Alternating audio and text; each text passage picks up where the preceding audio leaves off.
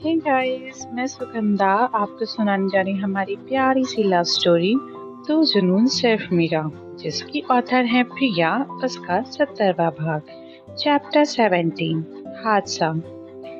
तेरी आंखों से काश कोई इशारा तो होता, तेरी आंखों से काश कोई इशारा तो होता, कुछ ही सही एक जीने का सहारा तो होता।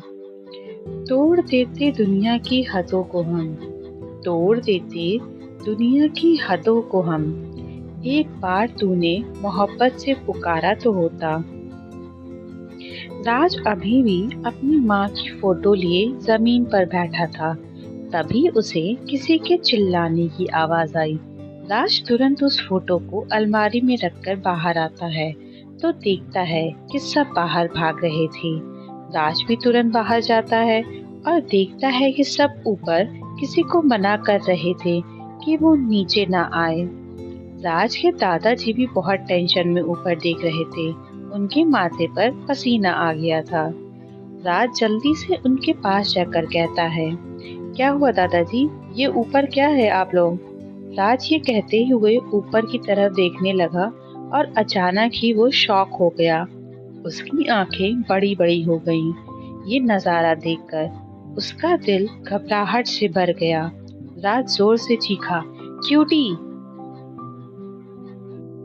ऊपर टेरेस पर कृषा खड़ी थी, जो बिल्कुल टेरेस की दीवार पर खड़ी थी।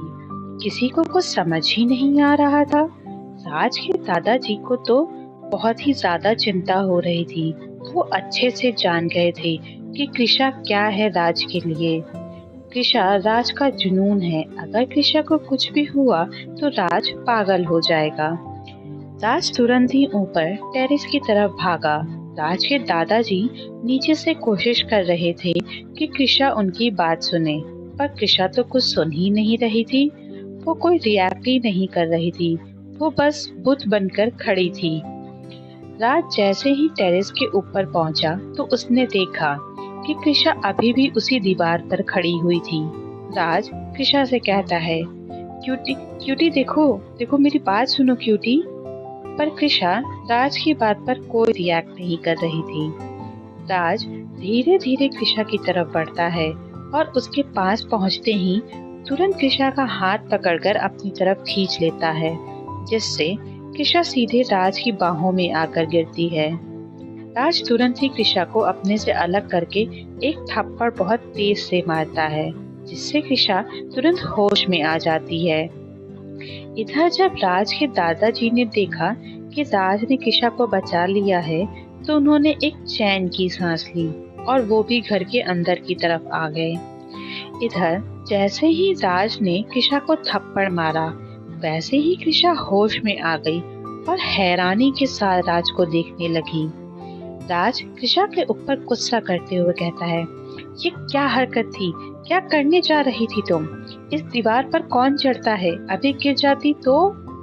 कृषा रोते हुए कहती है, वो तो मैं गलती से। राज तुरंत ही कृषा को अपने सीने से लगा लेता है। राज कृषा के माथे पर किस करके कहता है, प्लीज क्यूटी, अब ऐसा दोबारा मत करना। कृषा तो अपने हाथ को अपने गाल पर रब कर रही थी, क्योंकि राज ने बहुत तेज थप्पड़ मारा था।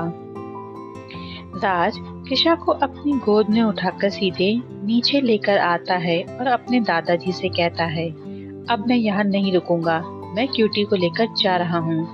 दादाजी कुछ नहीं कहते। उससे पहले ही राज तुरंत बाहर निकल जाता है।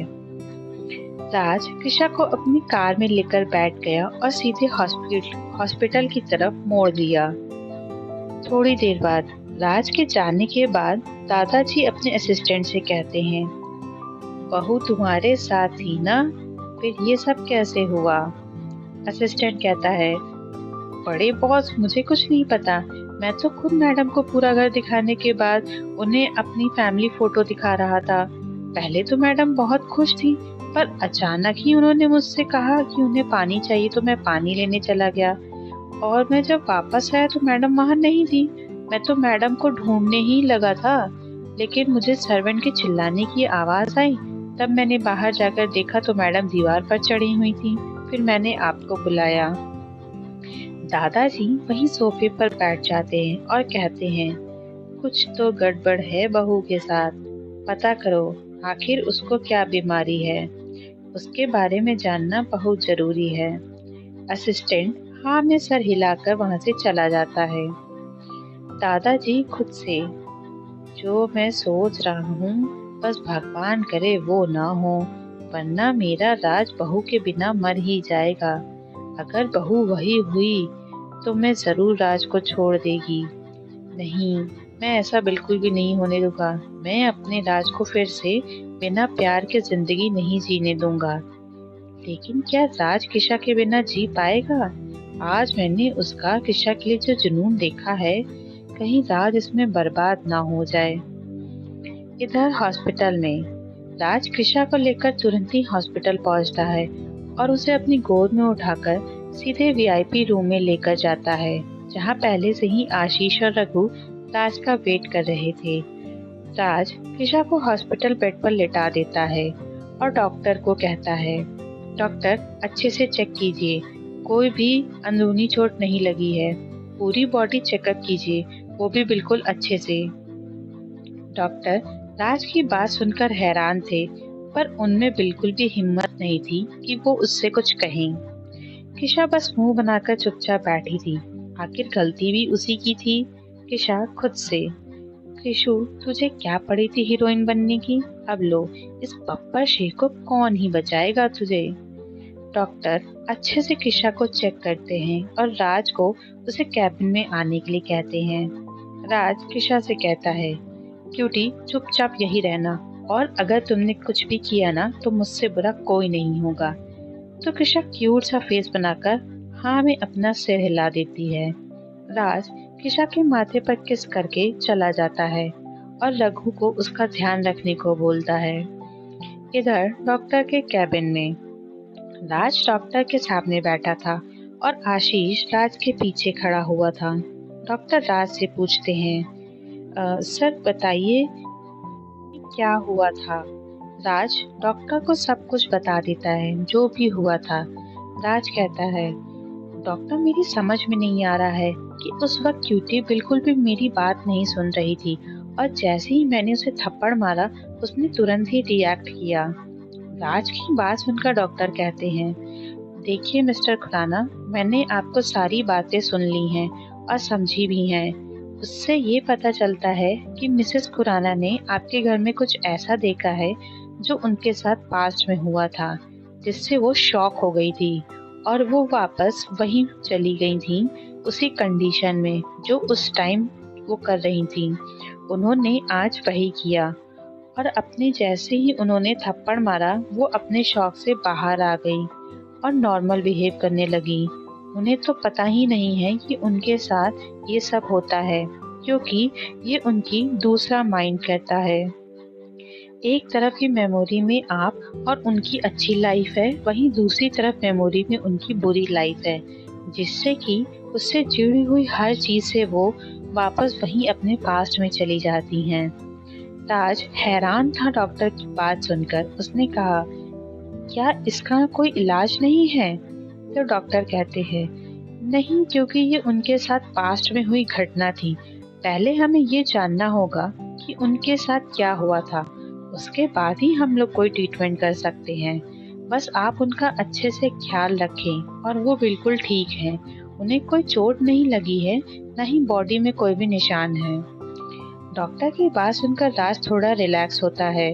राज सोचने लगता है कि आखिर उसके दादाजी के घर पर किशा ने क्या देखा था। अब राज ने सोच लिया था कि उसे क्या करना है। राज डॉक्टर को थैंक यू बोलकर वापस किशा के वार्ड की तरफ चला जाता है। राज वार्ड में पहुंचकर देखता है तो उसकी आंखें बड़ी हो गई थी। राज खुद से, क्या ये लड़की कभी सुधर नहीं सकती? इससे कुछ भी कहो, लेकिन करना उसको अपने मन की है। मेरी तो कोई बात सीरियस कभी लेती ही नहीं है, लेकिन अब मुझे वो करना पड़ेगा जो शायद मैं नहीं करना चाहता। राज ने अब सबको सबक सिखाने का फैसला ले लिया था। आशीष कभी राज को तो कभी कृषा को देखता है। उसे तो कुछ समझ ही नहीं आ रहा था कि आखिर क्या हो रहा था। अब आगे क्या हम जानेंगे कि राज कैसे कृषा को सीधा करता है या फिर कृषा ही राज को सीधा कर देगी। जानने के लिए सुनते रहिए तो जुनून सिर्फ